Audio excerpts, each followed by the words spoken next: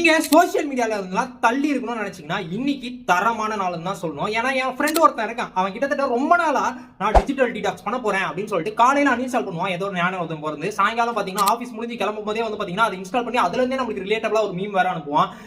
யார் சாமி அவன் எப்பவுமே மாசத்துல ஒரு 2-3 நாள் இந்த மாதிரி விஷயத்த பண்ணுவான். ஆனா உருப்படாது. ஆனா நேத்து மத்தியானத்துல இருந்தே ஆளாக்கானோ ஒரு மீமோ ரிலேட்டபிளா எதுவுமே ஷேர் பண்ணவும் இல்ல.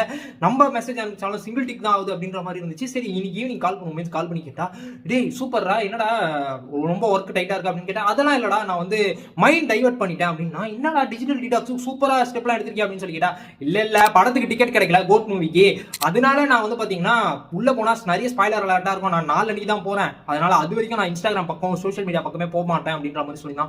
இந்த அளவுக்கு கட்டுப்பாடை நீ முன்னாடியே கொண்டு வந்திருக்கலாமே அப்படின்ற மாதிரி தான் எனக்கு வந்து தோணுச்சு.